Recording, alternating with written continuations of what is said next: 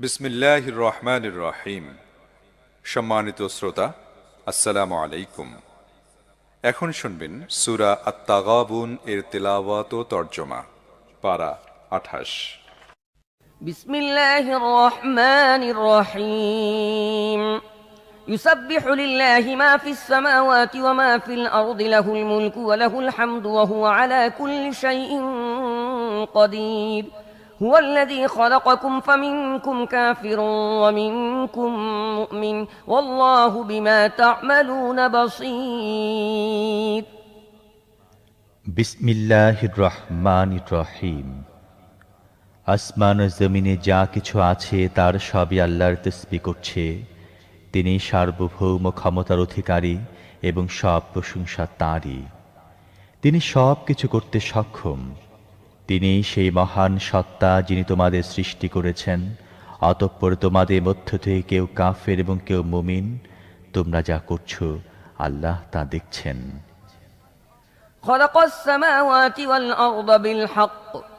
خلق السماوات والأرض بالحق وصوركم فأحسن صوركم وإليه المصير يعلم ما في السماوات والأرض ويعلم ما تسرون وما تعلنون والله عليم بذات الصدور তিনি আসমান ও জমিনকে যথাযথ রূপে সৃষ্টি করেছেন। তিনি তোমাদেরকে আকার আকৃতি দান করেছেন এবং অতি উত্তম আকার আকৃতি দান করেছেন। অবশেষে তাঁর কাছে তোমাদের ফিরে যেতে হবে। আসমান ও জমিনের সব কিছু সম্পর্কে তিনি জানেন, আর তোমরা যা গোপন করো এবং যা প্রকাশ করো তাও তিনি জানেন। মানুষের অন্তরের কথাও তিনি খুব ভালো করে জানেন।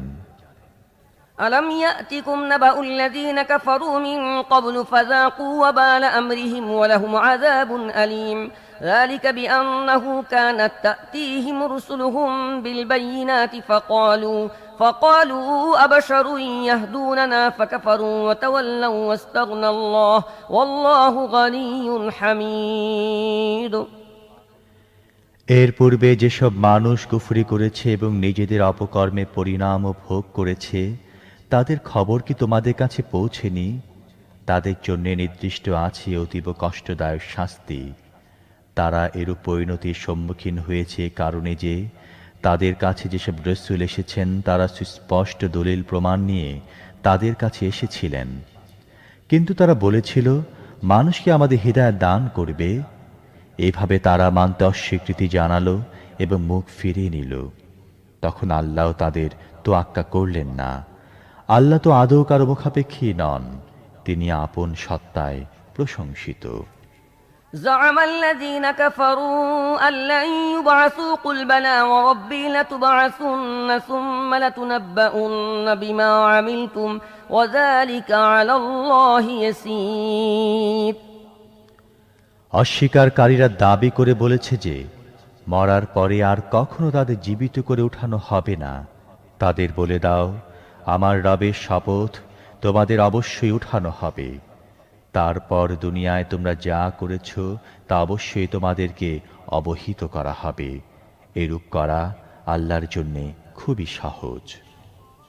فآمنوا بالله ورسوله والنور الذي أنزلنا والله بما تعملون خبير يوم يجمعكم ليوم الجمع ذلك يوم التغابن ومن يؤمن بالله ويعمل صالحا يكفر عنه سيئاته ويدخله جنات تجري من تحتها الأنهار خالدين فيها أبدا ذلك الفوز العظيم والذين كفروا وكذبوا بآياتنا أولئك أصحاب النار خالدين فيها وبئس المصير তাই ঈমান আনো আল্লাহ, তাঁর রাসূল এবং সেই নূর বা আলোর প্রতি যা আমি নাজিল করেছি। আর তোমরা যা কিছু করছো আল্লাহ সে সম্পর্কে পূর্ণরূপে অবহিত। যখন একত্র করার দিন তোমাদের সবাইকে তিনি একত্র করবেন, সে দিনটি হবে তোমাদের পরস্পরের হার জিতের দিন।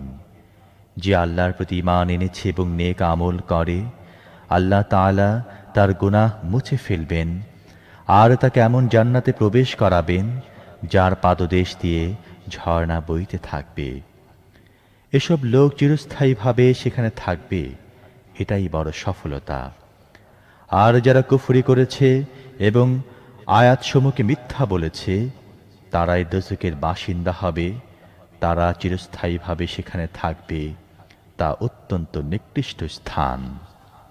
ما أصاب من مصيبة إلا بإذن الله ومن يؤمن بالله يهد قلبه والله بكل شيء عليم وأطيعوا الله وأطيعوا الرسول فإن توليتم فإنما على رسولنا البلاغ المبين الله لا إله إلا هو وعلى الله فليتوكل المؤمنون। আল্লাহর অনুমোদন ছাড়া কখনো কোনো মুসিবত আসে না। যে ব্যক্তি আল্লাহর প্রতি ঈমান পোষণ করে, আল্লাহ তার দিলকে হিদায়াত দান করেন। আল্লাহ সব কিছু জানেন। আল্লাহর আনুগত্য করো এবং রসুলের আনুগত্য করো, কিন্তু তোমরা যদি আনুগত্য থেকে মুখ ফিরিয়ে নাও, তাহলে সত্যকে সুস্পষ্টভাবে পৌঁছে দেয়া ছাড়া আমার রসুলের আর কোনো দায়িত্ব নেই। তিনি আল্লাহ, যিনি ছাড়া আর কোনো ইলাহ নেই। ঈমানদারদের আল্লাহর উপরই ভরসা করা উচিত।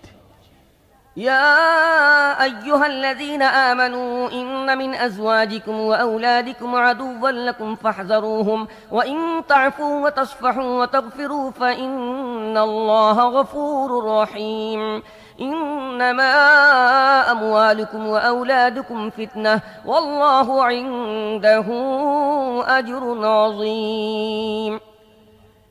হে সেই সব লোক যারা ঈমান এনেছ, তোমাদের স্ত্রী ও সন্তানদের মধ্যে কেউ কেউ তোমাদের শত্রু, তাদের ব্যাপারে সতর্ক থাকো। আর যদি তোমরা ক্ষমা ও সহনশীলতার আচরণ করো এবং ক্ষমা করে দাও, তাহলে আল্লাহ অতীব ক্ষমাশীল, অতীব দয়ালু। তোমাদের অর্থ সম্পদ ও সন্তান সন্ততি একটি পরীক্ষা, আর কেবলমাত্র আল্লাহর কাছে আছে বিরাট প্রতিদান। فاتقوا الله ما استطعتم واسمعوا وأطيعوا وأنفقوا خيرا لأنفسكم ومن يوق شح نفسه فأولئك هم المفلحون إن تقرضوا الله قرضا حسنا يضاعفه لكم ويغفر لكم والله شكور حليم عالم الغيب والشهادة العزيز الحكيم। তাই যথাসাধ্য আল্লাহকে ভয় করে চলো, শোনো, আনুগত্য করো এবং নিজেদের সম্পদ ব্যয় করো, এটা তোমাদের জন্য ভালো। যে মনে সংকীর্ণতা থেকে মুক্ত থাকলো সেই সফলতা লাভ করল।